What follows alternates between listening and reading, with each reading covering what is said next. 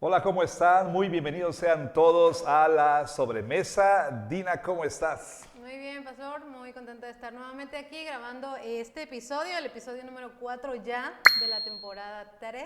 Y ya estamos en el último capítulo, estamos en la última parte de conocimiento y amor del capítulo número 8. Así es, así es. Así que ya ahorita vamos a terminar con este capítulo, ya todos los últimos detalles que usted predicó del capítulo número 8. Espero. Esperamos. Así es. Una vez más, qué bueno que estén con nosotros, que nos acompañen, que podamos sentirles aquí sentados con nosotros a la mesa para disfrutar de una deliciosa sobremesa, profundizando juntos en el estudio de la palabra de Dios. Y pastor, el domingo pasado usted predicó Conocimiento y Amor parte 4, que es la última parte ya del capítulo 8. Y una de las frases que constantemente repitió en el sermón fue: tu libertad en Cristo tiene límites por amor a otros. Podríamos decir que es como la frase que resume todo lo que usted predicó el domingo, pero en una cápsula para que nos pueda resumir lo del sermón pasado. ¿Por qué lo hacemos? Para que usted pueda tener un poco de contexto, porque sabemos que muchas personas no son de nuestra iglesia local y puedan tener un poco de contexto de lo que estamos hablando y lo que vamos a hablar y por qué vamos a hacer las preguntas que vamos a preguntar. Bueno, en una cápsula. Bueno. Bien, lo voy a intentar. Bueno, aquí en el capítulo 8, como ya hemos dicho varias veces, pues Pablo continúa sus respuestas a interrogantes que le fueron hechas a través de una carta que le hicieron llegar. Bueno, una delegación fue a verle y le llevaron una carta donde había ciertamente preguntas, dudas, pero también yo estoy convencido que la pregunta que hacen o que Pablo está respondiendo aquí no es tanto una pregunta en la que al menos a un grupo de personas en la iglesia de Corinto, no es que ellos estuvieran tratando de entender, no es como que ellos estuvieran pidiéndole a Pablo que pues pudiera aclararles el punto para una mejor comprensión. Ellos ya creían que entendían muy bien, ellos estaban convencidos de que tenían el conocimiento correcto y por lo tanto lo que están haciendo aquí es más bien preguntarle a Pablo, o mejor dicho, lo que están haciendo es decirle a Pablo, bueno, ¿por qué no podemos comer comida sacrificada a los ídolos? Ese es el tema inmediato aquí. Y entonces, como ya hemos también mencionado, pues Pablo responde y su argumento comienza aquí en el capítulo 8 y se extiende su respuesta hasta el capítulo 11, versículo 1. O sea, Pablo va paso a paso construyendo un argumento que tiene que ver con el tema de la idolatría, no nada más con el tema de la comida sacrificada a los ídolos, sino de la idolatría en general. Y después de que Pablo ha reconocido que, parcialmente el conocimiento, el entendimiento que ellos dicen tener es correcto, digo parcialmente porque Pablo mismo les dice que ese conocimiento estaba incompleto en el sentido de que no estaban tomando en cuenta la enseñanza clara del Antiguo Testamento con respecto a la idolatría. Y número 2, estaba incompleto ese conocimiento porque carecía de amor. Y Pablo fue muy claro al decirles, ortodoxia sin amor es ortodoxia muerta. Podrán ustedes tener el conocimiento correcto, pero si no hay amor, entonces eso no sirve de nada. Y entonces, después de afirmar de manera muy sucinta, muy breve, un par de doctrinas, es decir, Pablo habla de teología propia, habla de Dios como el único creador, como el sustentador. Pablo habla de Cristo también, ahí hay algo de cristología ahí. Entonces Pablo lo que hace es decirles, bueno, si bien es cierto que ustedes tienen conocimiento, no todos en la iglesia tienen el conocimiento que ustedes dicen tener. ¿Qué conocimiento? Bueno, de que los ídolos son nada y que solamente hay un Dios y que comer comida sacrificada a los ídolos, bueno, en un sentido ellos estaban en lo correcto al decir que pues no era nada porque un ídolo no es nada. Entonces Pablo les dice, bueno, está bien, ustedes tienen ese entendimiento, de acuerdo, pero no todos en la iglesia tienen ese entendimiento y ustedes debieran debieran por amor a sus hermanos que a lo mejor son recién convertidos o que tienen una conciencia muy débil. ¿Por qué? Porque durante su vida de paganos estuvieron tan habituados a la idolatría que les es muy difícil desligar, ¿sí?, el comer comida sacrificada a los ídolos de un acto de adoración a un ídolo. Les es muy difícil no pensar que eso es así.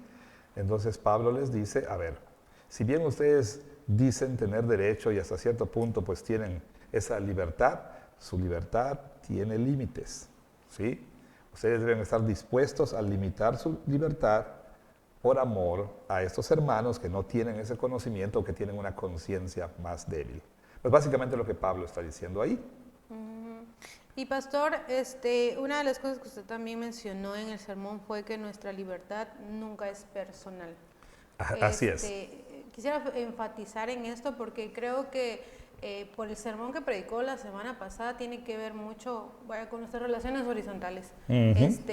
Y a veces no tenemos como que en cuenta el hecho de que nuestra fe en la vida cristiana no se vive en soledad, así es, sino en comunidad. Totalmente. Y una de las preguntas que nos llegó fue cómo nosotros podemos ayudar a alguien que tiene la mente entrenada para callar su conciencia y vive sin culpa de cosas que son tropiezo para otros. ¿Cómo podemos ayudar a una persona? Wow, esa es una muy, muy buena pregunta y quizá, digo, para aquellos que no escucharon la predicación de la palabra del domingo, decíamos que el gran problema con no poner límites a la libertad cuando uno está en presencia de alguien que por nuestras acciones va a ser llevado a pecar contra su conciencia.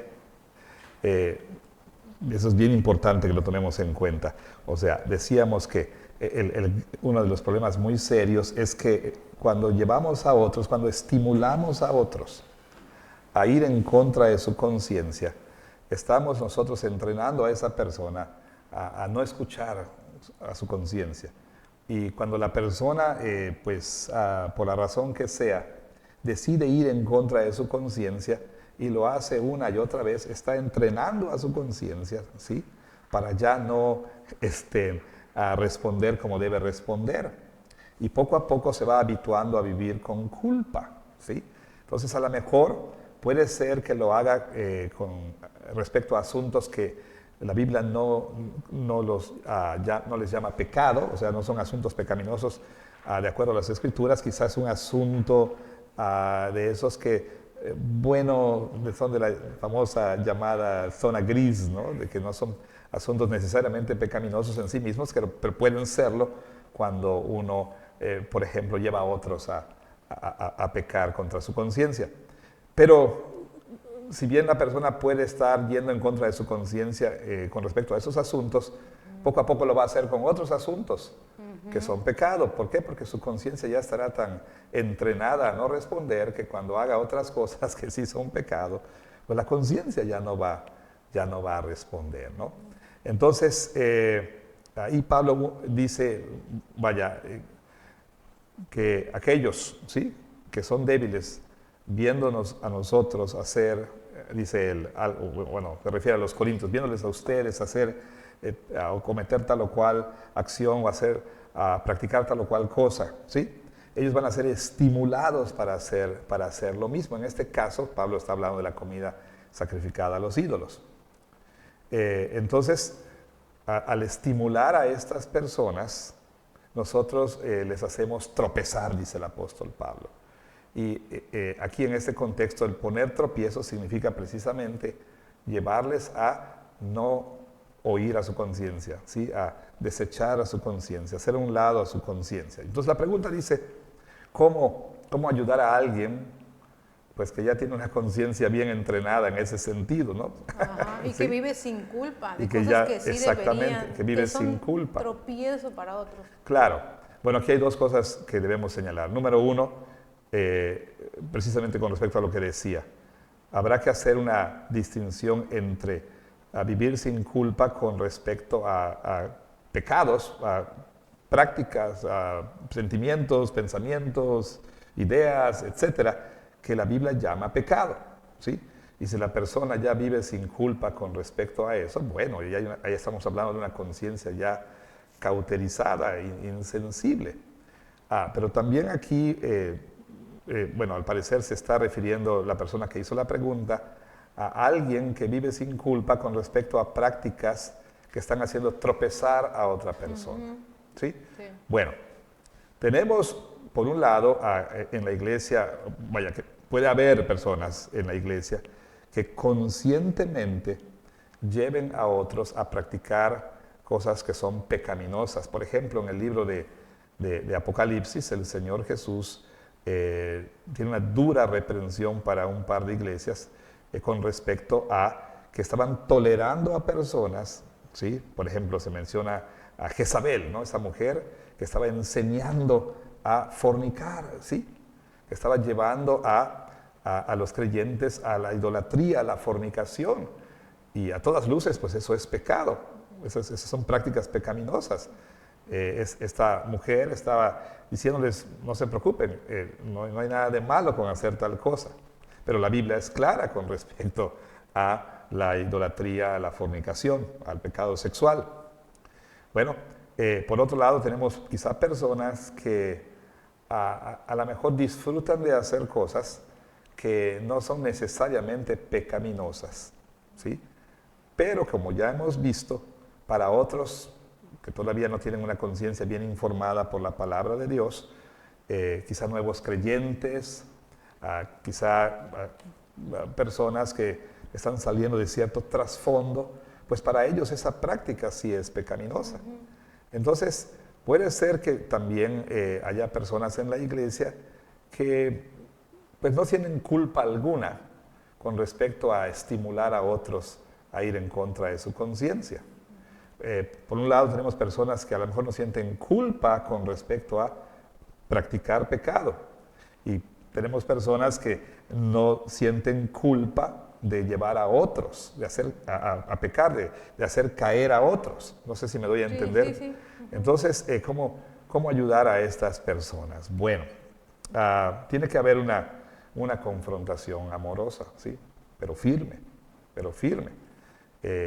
Tal persona tiene que ser llevada a reconocer el principio que pues dijimos una y otra vez, hablando de prácticas que puede disfrutar que no son pecado en sí mismas, pero que están haciendo caer a otros. Decirle, mira, si tú no estás dispuesto a privarte de esa práctica, a privarte de ese deleite, a privarte de tal o cual cosa, por amor a tus hermanos.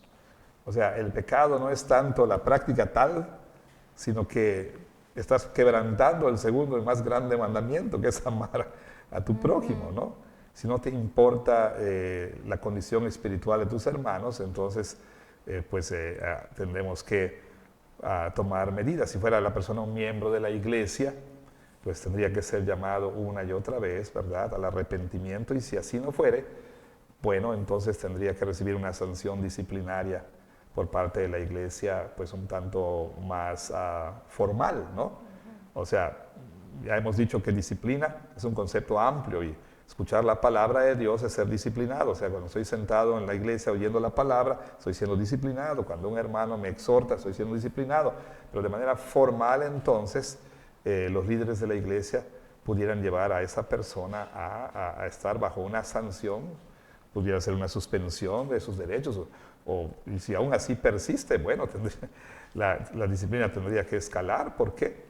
Porque si a la persona no le importa el bienestar espiritual de sus hermanos, entonces, bueno, está yendo en contra, pues, de lo que la Biblia dice es el resumen de la ley, el amor, ¿sí?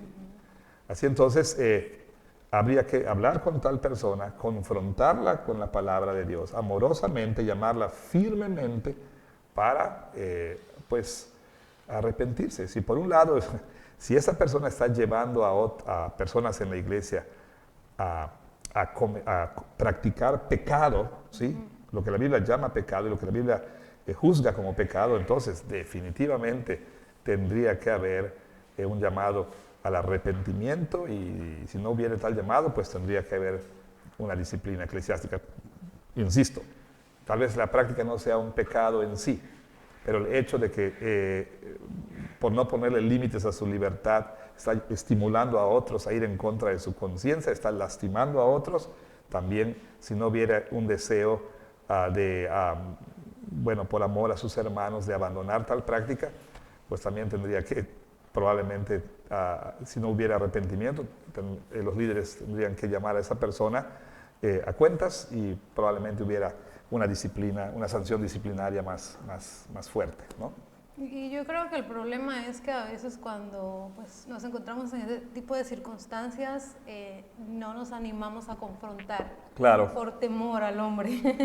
Sí, claro. Y no lo queremos decir porque, como hemos hablado en muchos episodios anteriores, es que primero tenemos que ir con la persona y de uno a uno, y hablarlo, y ya después va escalando, como usted menciona, ¿verdad?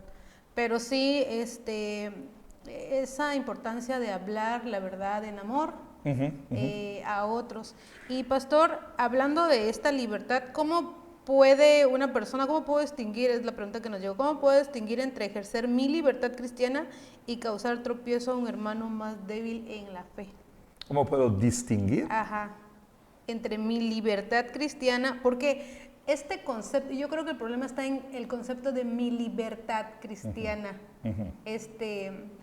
que se entiende como, pues yo tengo libertad para hacer lo que yo quiera. Claro, claro. No.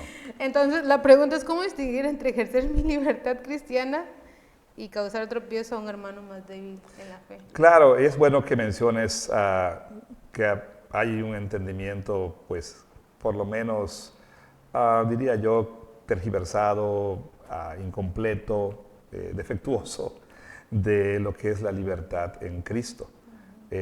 Nosotros éramos esclavos del pecado, ¿sí? Y venimos a ser hechos libres para ser siervos de la justicia. Antes no podíamos servir a la justicia, no podíamos servir, vamos a decirlo así, a lo que es recto. No podíamos nosotros obedecer los mandamientos del Señor, no podíamos nosotros hacer lo que era agradable a Él, porque estábamos completamente esclavizados al pecado. Habiendo sido liberados, Romanos 6, ahí Pablo habla de esto, entonces vinimos a ser siervos de la justicia. Ya no hay cadenas que me detengan, yo ya tengo un nuevo corazón, tengo el Espíritu del Señor, ahora puedo ya hacer aquello que no podía hacer antes, ¿sí? Bueno, entonces tenemos que entender la libertad de esa manera. Como bien tú decías, libertad no es, ya no tener reglas, ya no tener límites. No, por supuesto que no. Eso es un mal entendimiento de la libertad cristiana. Ahora, por supuesto que en la iglesia, como también sucedió en el pueblo de Israel con los maestros de la ley, con los escribas, con los doctores de la ley, que en su celo por proteger la santidad de la ley, empezaron a poner cercas, ¿no?, alrededor de la ley, para que pues, las personas no transgredieran los mandamientos, no quebrantaran los mandamientos. Empezaron a poner cercas de otras cosas que la Biblia no mandaba ni prohibía, ¿no? Por ejemplo, hablando de guardar el día de reposo, pues pusieron la cerca de cuántos pasos podían dar en el día de reposo, y otra cerca aquí de qué actividad era lícita. Empezaron a poner toda clase de reglas y mandamientos humanos, mandar cosas que Dios nunca mandó. Entonces, somos libres, por supuesto. Jesús le dijo a la gente, vengan a mí los que están trabajados y cargados. Ellos estaban bajo el pesado yugo, no de la ley en sí, sino estaban bajo el pesado yugo de todas estas regulaciones y mandamientos y tradiciones que tenían que cumplir. Y Jesús dice, venga, yo les voy a dar descanso, lleven mi yugo, dice, porque mi yugo es fácil y ligera, es mi carga. O sea, libertad en Cristo es simplemente cambiar de un yugo por otro, ¿no?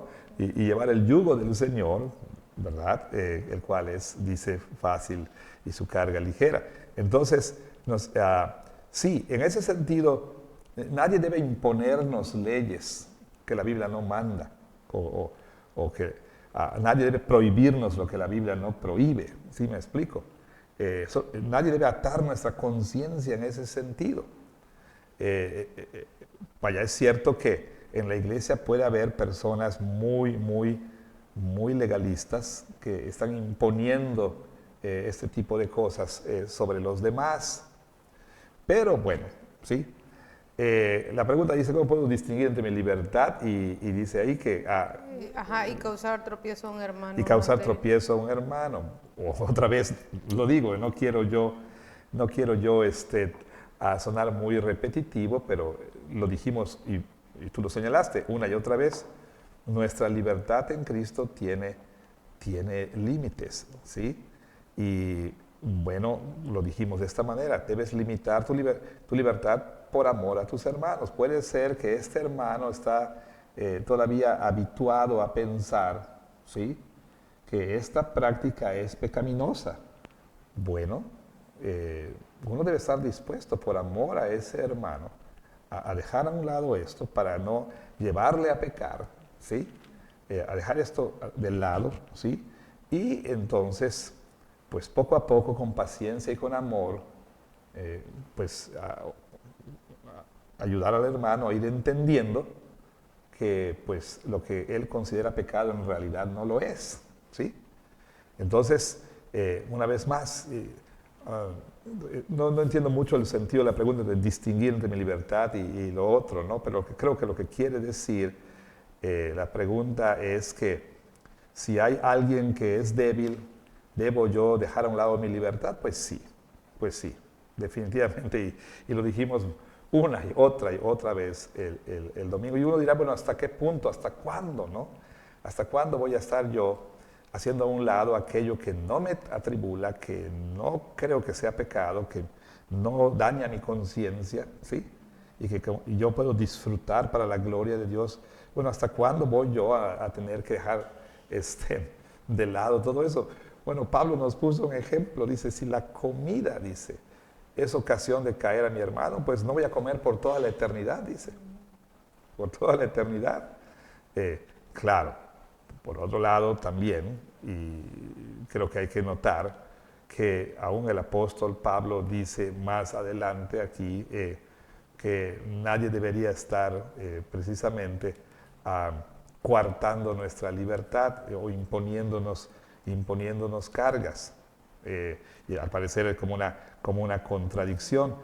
Pues yo decía que hay que distinguir entre el hermano genuinamente débil y el hermano que es un tirano legalista, ¿sí?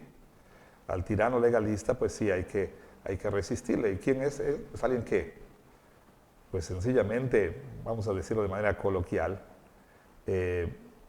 ha recibido instrucción una y otra vez, y sencillamente no quiere entender, no quiere aprender, y se aferra a su legalismo. Entonces, en ese sentido, bueno, yo no tengo por qué, a seguir bajo la tiranía de esa persona, ¿sí? Pero aquí estamos hablando, una vez más, de personas que son débiles en conciencia. ¿Por qué? Porque, como dijimos, a lo mejor están empezando la vida cristiana o vienen de un trasfondo en el que, pues, para ellos esa práctica sí era pecado, ¿sí? Y entonces hay que ser sensibles a eso. Yo creo que el punto aquí es hasta dónde estoy dispuesto yo a ir por amor a mis hermanos, ¿sí? Yo creo que ese es el punto más bien. Y pastor, cuando se habla de libertad, muchas veces, como lo mencionaba usted, creemos que es una libertad que Dios me da como para, bueno, ahora puedo hacer lo que yo quiera, tengo derecho a hacer lo que quiera, porque mi conciencia pues no me atribula, porque soy libre en el Señor. Pero pues el Señor, la Biblia en un sentido nos habla de que somos hechos libres del poder opresor del pecado, para que nosotros podamos tener esa plenitud en Cristo de poder hacer la voluntad de Dios y poder hacer aquello que quizás yo no quería, no me quería desprender de eso por amor a mi hermano. Y antepongo el amor a mi hermano por encima de mí mismo.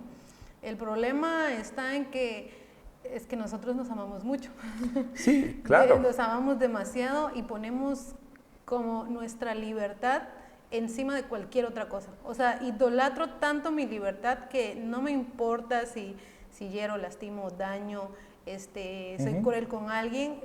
Yo quiero hacer mi voluntad porque yo me siento con el derecho de hacerlo porque el Señor me ha dado libertad. Entonces eso se entiende como que si fuera libertad cuando realmente estamos viviendo todavía en esclavitud al pecado y no estamos teniendo esa libertad de la cual Cristo nos libertó para hacer su voluntad, sino que queremos seguir haciéndola nosotros. Claro, y tenemos que recordar que el llamado esencial, fundamental del discipulado es niéguese a sí mismo, ¿no? Si alguno quiere venir en pos de mí, niéguese a sí mismo, tome su cruz y sígame. Entonces, si uno no está dispuesto a negarse a sí mismo, entonces no. Yo dije algunas frases el domingo que a lo mejor sonaron muy fuertes, como por ejemplo, si alguno no está dispuesto a eso, pues no tiene lugar en la vida cristiana, ¿sí? Definitivamente.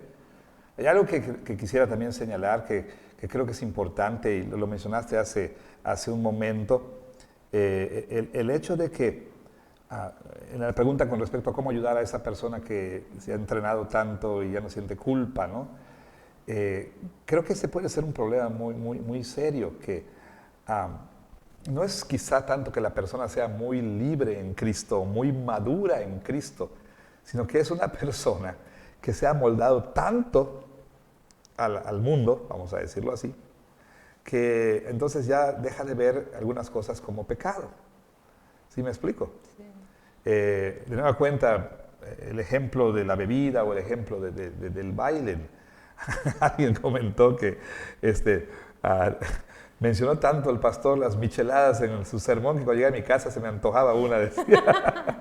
No es que yo ande ahí puntual, digo nada más ahí con un ejemplo muy puntual queriendo decir que es lo único que está mal y que no, por supuesto, pero yo lo mencionaba y muy a propósito, porque en nuestra iglesia hay personas que les encanta disfrutar ahí una michelada que con el ceviche o sola y que por el calor y demás. Bueno, quiero ser muy claro, la Escritura pues no prohíbe tal cosa, ¿sí? La Escritura prohíbe la borrachera, prohíbe el abuso del alcohol. Sin embargo, creo yo que hay personas ya dentro de nuestra iglesia que son muy imprudentes, ¿sí? Que no son muy sabias a la hora de poder disfrutar algo que a ellos no les va a afectar y que lo pueden hacer con dominio propio y como un acto de adoración, pues. Pero sí pueden ser muy imprudentes al no considerar quiénes están a su alrededor o cómo se expresan, ¿sí?, delante de otros. Tendrían que ser mucho más cuidadosos. Está el asunto del baile. Yo creo que bailar en sí no es pecado, pero depende de qué bailes, cómo bailes, con quién bailes, ¿sí? Esas son otras, son, digamos, variables que habría que tomarse en cuenta, si lo puedo decir de esa manera. No es lo mismo bailar A que B, o sea, hay bailes que son muy sensuales, muy eróticos, que yo no creo honestamente que ni siquiera es propio para una pareja casada bailar ese baile en público, ¿sí? Por todo lo que implica y todo lo que comunica. Pues puede ser que haya personas que ya se amoldaron tanto al mundo, no es que sean tan maduras como presumen serlo, al contrario, son muy inmaduras, ¿sí? ¿Por qué? Porque sencillamente se han ido conformando a este siglo, ¿sí? Se han estado amoldando al espíritu de la época, han rebajado sus estándares, se han vuelto profanos, ¿sí? Y entonces ellos pueden decir, no, es que ustedes son unos inmaduros, o son... No, probablemente el inmaduro es el otro, ¿sí? O la otra persona, que sencillamente, en lugar de haber crecido en santidad, ha decrecido, ¿no? ¿Por qué? Porque se ha ido amoldando más y más al mundo. Ha ido, vamos a decirlo así, bajando la barra, siendo más liviano con respecto al pecado, ¿sí? Entonces, por otro lado, hay personas que presumen de ser muy maduras, pero el hecho de que no quieran, por amor a su hermano, poner límites a su libertad, eso muestra que no hay tal madurez. Al contrario, eso es una señal de inmadurez, ¿sí? Un niño, piensa en un niño, claro, no es porque sea niño, sino porque es el pecado, pero comportamientos infantiles, ¿verdad?, que podemos ver. El niño va a aferrarse y va a decir, yo quiero esto, quiero y pum, pum. A veces, como decías hace rato, lo único que le importa a él es él, ¿no? Y bueno, muchos se pueden comportar infantilmente de esa manera, ¿sí? ¿Qué quiero decir? Bueno, tú ya lo decías, insisto en mis derechos, insisto en mi libertad y no me importan los demás. Eso también es un comportamiento infantil, inmaduro, ¿sí? En cuanto a la fe. Y al ver eso, pastor, eso nos puede ayudar como para examinarnos cuando estamos teniendo actitudes inmaduras en la fe, porque en nuestro pecado también creemos que somos los muy maduros. O sea, en cierto momento de nuestra vida creemos que estamos alcanzando ya cierto grado de madurez, pero eso podría ser también como una manera en la que podemos ver, bueno, ¿realmente estoy siendo o no estoy siendo madura? Claro, es lo que estaba tratando de decir. Hay personas como los corintios que presumían de ser tan maduros, tan sabios, tan conocedores, ¿sí? Pero en realidad no había tal madurez, era todo lo contrario. Pastor, ¿y cree usted que una persona madura presumiría de su madurez? Como aquel que decía, No sé, de lo único que estoy orgulloso es de mi humildad, ¿no? Sí, o sea, porque... Sí. No, yo creo que una marca de madurez es precisamente el poner a los demás antes que a uno. Y no andar presumiendo de tu madurez, no andar por ahí denigrando a los otros, criticando a los otros, ¿verdad? No, al contrario. Una persona madura, pues va a ser humilde, va a ser sencilla, en fin, y no va a andar por la vida diciendo cuán maduro soy yo, ¿no? Sí.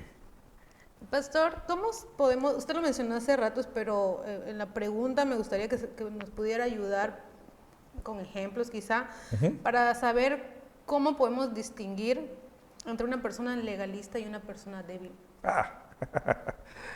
Wow, es una pregunta muy buena, muy buena, muy interesante, ¿sí?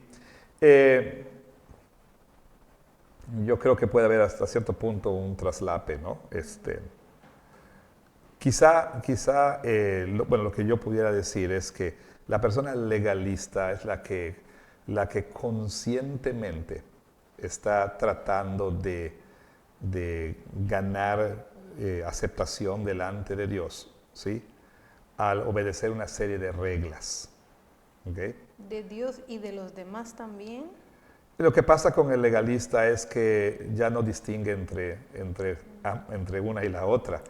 Es decir, ha elevado los mandamientos humanos al nivel de mandamientos divinos. Y ya no hay distinción entre ambos. Creo que una persona débil de conciencia puede ser alguien que no está bien informado con respecto a la vida cristiana, ¿sí? Como dije, es alguien que, siguiendo al apóstol Pablo, que está saliendo de algún contexto en el que estaba muy habituado a algo, ¿sí? O, pues, por ejemplo, pensemos en el alcohol.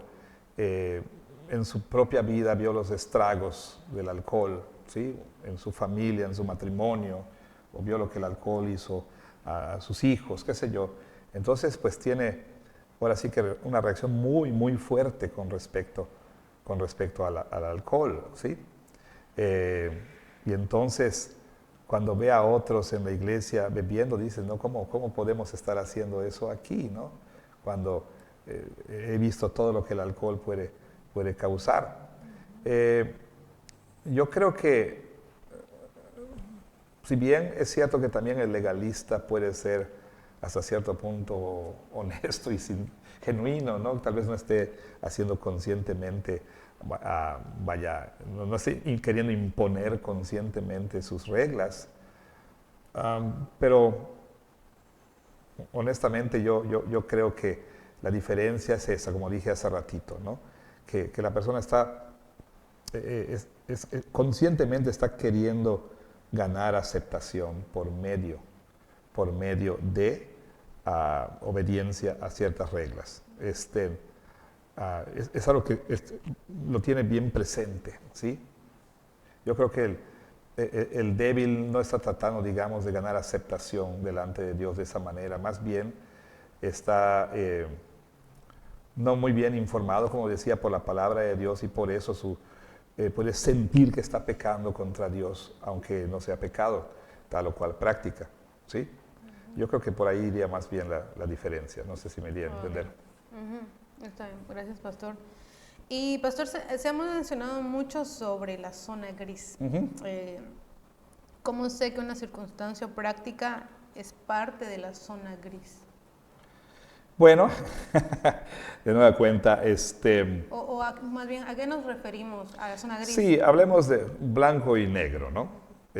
Vaya, esta terminología, esta jerga que ya es muy común, sobre todo en las generaciones más jóvenes en la iglesia, ¿sí? Pues tiene que ver con que en la Biblia hay algunas cosas que son claramente pecado, ¿sí? O sea, es tan claro como blanco y negro, ¿sí? Y hay otras situaciones que no lo son, ¿sí? Que no son intrínseca y necesariamente pecaminosas, pero que pueden llegar a serlo si, por ejemplo, al practicar tal o cual cosa, uno lleva a otra persona a pecar, ¿sí? Sí, bueno, como lo que estamos diciendo aquí con respecto a los débiles, ¿sí? Entonces, en Romanos 14, el apóstol Pablo habla de asuntos que realmente no son importantes ahí, como la comida kosher, dicen, ¿no? O sea, el problema que había entre judíos y gentiles en la iglesia de Roma, los judíos insistiendo que no deberían comer carne, sino comer nada más vegetales o cierto tipo de comida nada más y cierto tipo de bebida. Y Pablo dice, bueno, ese tipo de cosas realmente no son lo más importante. Entonces, asuntos de zona gris, una vez más, así como se dice, son esas prácticas que en la Biblia, ¿sí?, no se muestran claramente como pecado, ¿sí? No vemos mandamientos claros, puntuales, específicos, con respecto a que son pecado. Y hay tantas cosas, ¿verdad?, que pueden ser, digamos, cuestiones de comida, de vestido, o sea, nada es neutral realmente, nada debe ser tomado muy a la ligera, ¿no? Por supuesto que no. Pero de pronto en las iglesias los líderes o personas pueden insistir que, como ha sucedido aquí y en otras iglesias, en las generaciones pasadas, es pecado beber un sorbo de alcohol, ¿no? En otras iglesias es pecado jugar barajas, ¿no? O es pecado jugar lotería con dinero, ¿no? O es pecado tal y cual cosa. Cosas que la Biblia realmente no prohíbe. Entonces, todo asunto que no sea, digamos, categorizado, clasificado claramente en la Biblia como pecado, pues encajaría en lo que se llama zona gris, ¿no? Ok, y pastor, hablando de estas prácticas que entran dentro de la zona gris, hay cosas que usted mencionaba que, bueno, que es mejor hacer, tener cuidado, no hacerlas, decir no hacerlas, o también tener el cuidado de dónde las hacemos. Y una pregunta que nos llegó es que, bueno, si hay cosas que es mejor que hagamos en la intimidad de nuestra casa, y pues porque creemos que puede ser de tropiezo para otros, pero aunque no estamos haciendo caer directamente a otros, no deberíamos, como nosotros, como padres, dice, considerar a nuestros hijos, porque puede ser una piedra de tropiezo para mi hijo, para que no crezca en santidad o madurez, porque solamente pensamos en los adultos y no estamos pensando en los niños, en la manera en que se les está discipulando al respecto de ciertas cosas. Claro, claro. Igual es una muy buena pregunta. Pues yo creo que los padres tenemos una muy buena oportunidad con nuestros hijos de discipularlos conforme a las Escrituras y no imponiendo creencias, prácticas, ¿sí? Mandamientos que no provienen de la Escritura. Entonces, vaya, ¿qué estoy diciendo? Bueno, en casa yo le puedo enseñar a mis hijos a beber, ¿no? Responsablemente, ¿no? Algunos dirían, pues eso no es problema, ¿verdad? Porque el papá, la mamá los están educando, ¿verdad? Y conforme a las Escrituras. Bueno, pudiera ser que sí, pero al mismo tiempo los papás tendrían que decir, mira, hijo, y en una edad, digamos, adecuada, ¿verdad? Mira, hijo, así como la Biblia no prohíbe tal cosa, pero también la Biblia enseña, ¿no? Y entonces hablar acerca de los límites de la libertad y decir, hijo, bueno, porque vivimos en un lugar, en un ambiente donde pues la gente va a considerar esto como una práctica pecaminosa, mejor es evitarlo, ¿sí? Mejor es evitarlo. Entonces, yo creo que está bien que los padres enseñen a sus hijos lo que la Biblia dice y no las tradiciones humanas, ¿sí? Yo creo que está muy bien, pero de nueva cuenta, no vamos a criar hijos que también se precien de ser muy maduros y demás, pero que no tomen en cuenta las circunstancias que les rodean. Entonces yo creo que podemos enseñarles lo que la palabra de Dios dice, pero al mismo tiempo decir, hijo, mira, yo testimonio a mis hijos, ¿sí? Siempre les enseñé lo que la Biblia dice, en la casa no bebemos para nada, pero yo les enseñé lo que la Biblia dice, pero al mismo tiempo los llamé a evitar el uso del alcohol.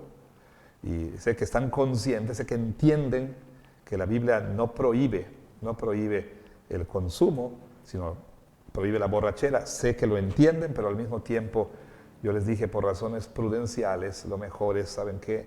Por favor, absténganse, ¿sí? Absténganse, mientras más lejos mejor. No lo necesitas. Si en un momento dado alguno de ellos dijera, pues voy a disfrutar una carne con un buen vino, yo no diría que están pecando, pero bueno, al mismo tiempo espero que ellos sepan usar pues esa libertad dentro de los límites y parámetros que Dios ha establecido, ¿no? Entonces sí, en la casa habría que tener cuidado también, ¿no? O sea, a veces confundimos el criar hijos maduros en la fe con lo que la cultura llama hijos muy open mind, ¿no? O sea, muy que están muy así como del espíritu, muy al espíritu de la época, ¿no? Habrá que tener mucho cuidado de no caer en eso. Yo una vez más insisto, enseñar lo que la Biblia dice, pero al mismo tiempo volver a poner ese principio delante de ellos. El amor a tus hermanos, ¿sí? Está antes de tu propio deleite, de tu propio disfrute de cosas que sabes que no te van a afectar. Habrá que tener mucho cuidado también con qué se piensa que uno puede enseñarles. Ya saben ustedes que en el mundo de pronto los papás dicen, no, pues yo quiero que mi hijo sepa qué es esto ¿no? y del sexo y lo llevan con una prostituta. Obviamente eso no debe estar para nada presente entre los cristianos, pero también tenemos que tener mucho cuidado, ¿no? Que ven los padres, ¿no? Qué es lo que ven. Tal vez ellos tengan la madurez, pero los hijos no. Pues habrá que tener mucho cuidado con qué ven, qué escuchan, qué leen, qué hacen delante de sus hijos también, ¿no? Sí, muchas gracias, pastor. Y hablando de lo que usted estaba mencionando ahorita acerca de tener cuidado en las circunstancias en las que nos encontramos, hablando de contexto cultural, hay cosas que pues podemos pensar en la cultura europea, estadounidense, pues son normalizadas y que aquí en la cultura mexicana, guatemalteca, latina, hablando de creyentes, son cosas que pues, vaya, se toman con más pincitas por el contexto en el que vivimos y todo eso. Un creyente que está rodeado de personas que son más abiertas en su pensamiento, ¿cómo debería de actuar en el momento si él se encontrara en una circunstancia en que no hay personas que vayan a ser, él no va a ser piedra de tropiezo para esas personas allí, en esa circunstancia. Pero respecto a su conciencia de sí mismo, ¿cómo debería de actuar esta persona? Debería de, pues, como aquí no es pecado, pues lo puedo pues hacer. lo puedo hacer. Bueno, yo dije el domingo que nunca está bien ir en contra de tu conciencia. O sea, si tu conciencia te está diciendo no, aunque en ese país, por ejemplo, la edad legal para beber en los Estados Unidos es 21 años, ¿no? Y entonces cuando algún chico se va de viaje ahí a Europa, ¿no? Pues entonces encuentra que ahí la edad es 18, ¿no? Y entonces a toda su vida ha estado acostumbrado a que es 21 años, ¿no? Pero estando ahí, pues ve que todo mundo a los 18 años puede beber. Pues a la tierra que fueres, haz lo que vieres. No. Si tu conciencia te está diciendo no lo hagas, no lo hagas, porque una vez más vas a estar entrenando la conciencia para quedarse calladita en otras situaciones, ¿verdad? O en otros, con respecto a otras cosas. Entonces no vayas en contra de tu conciencia. Por otro lado, mencionabas cuestiones culturales. Hay una falacia, diría yo, un mito. La gente dice, es que es cultura, ¿no? Y con eso quieren decir que pues está libre de todo pecado, de todo peligro, etc. O sea, llamarle cultura a algo, pues como que viene a limpiar tal cosa, tal práctica de cualquier, digámoslo así, elemento pecaminoso. Nada en la cultura es religiosamente neutral, ¿sí? No porque en un país algo sea culturalmente aceptado quiere decir que está bien. ¿Sí me explico? Entonces, ese es el gran problema al que nos enfrentamos. El Evangelio siempre está dentro de una cultura. No hay tal cosa como un evangelio, digamos así, destilado, puro, ¿no? O sea, el evangelio vino a la cultura judía y de ahí partió a los gentiles. Y entonces ahí es cuando empezaron los problemas, porque cuando el evangelio empezó a ser llevado al mundo gentil, pues no solamente llevaron el evangelio, sino elementos culturales, ¿sí? Prácticas, ¿sí? Que querían imponer ahora en estos gentiles. O sea, ellos querían imponer que no pudieran comer cerdo o mariscos o ese tipo de cosas, ¿verdad? Querían imponer sus cuestiones culturales. A veces el problema es separar, ¿sí? Lo que es, vamos a llamarle así, evangelio, de lo que es una costumbre o preferencia cultural. ¿Me explico? Ese es el gran desafío. ¿Qué pasó? Los misioneros que nos trajeron el evangelio, no solamente nos trajeron el evangelio, nos trajeron un evangelio inculturizado, no sé si es la mejor manera de decirlo.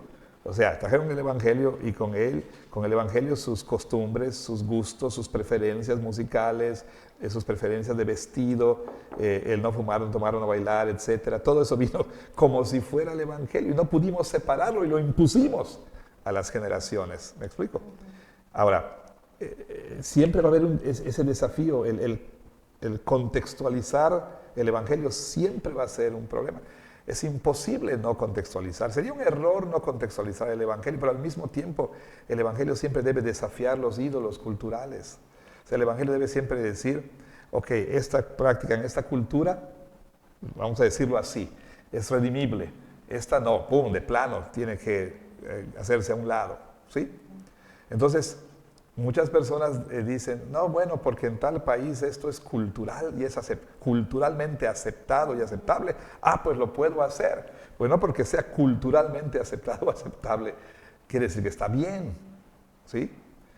Por otro lado, puede ser que sí, a lo mejor en ese país hay un mejor entendimiento de que la copita de vino ahí con la carnita no te va a hacer ni un problema, pero tú estás acostumbrado a que no puedes hacer tal cosa.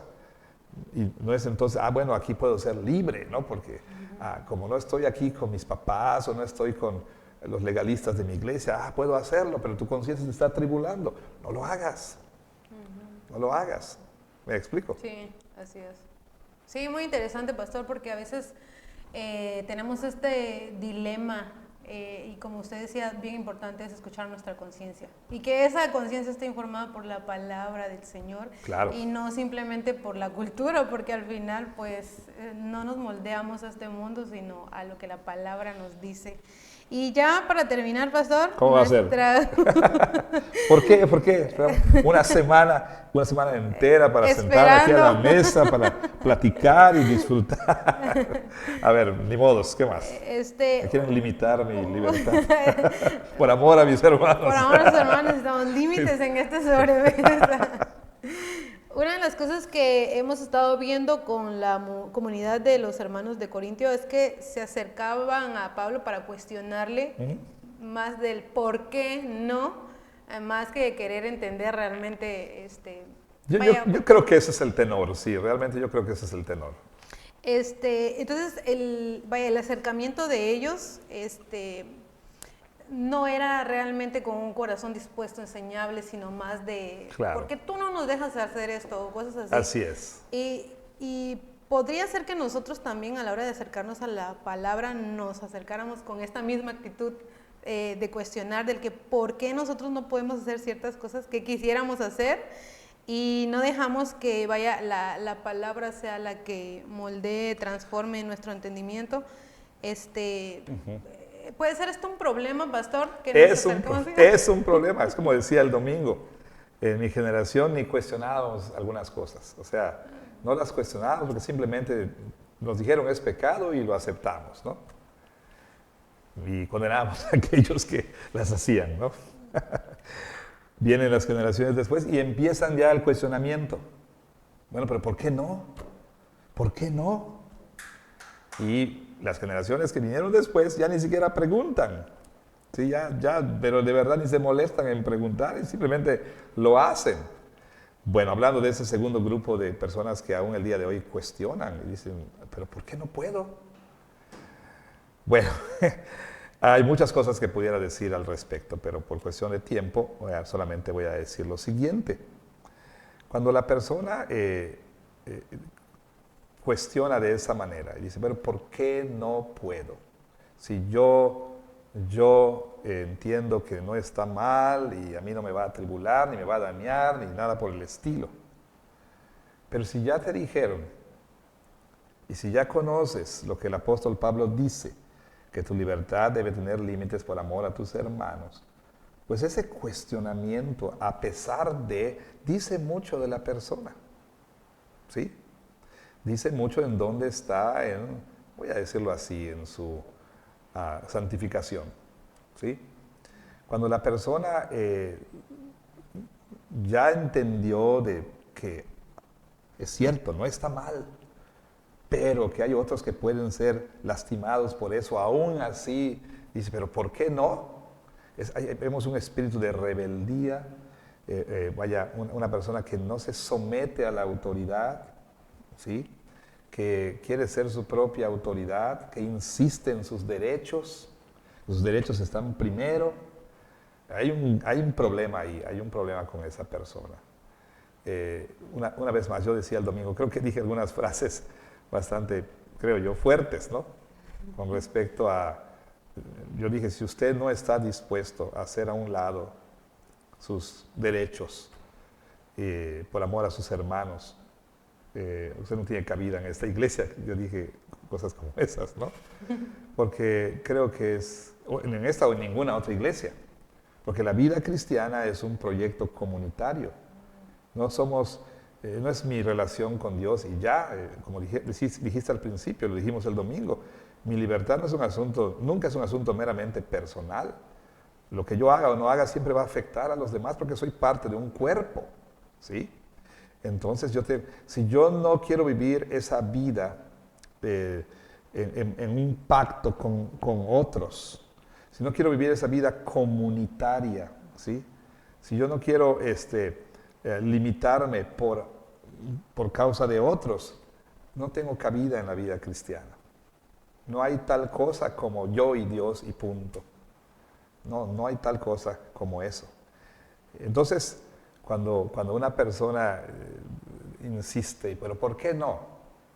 Yo creo que está revelando un corazón indómito, un corazón egoísta, un corazón carente de amor, un corazón egocéntrico, un corazón que solamente está pensando en lo que a él o a ella le gusta y no está pensando en los demás.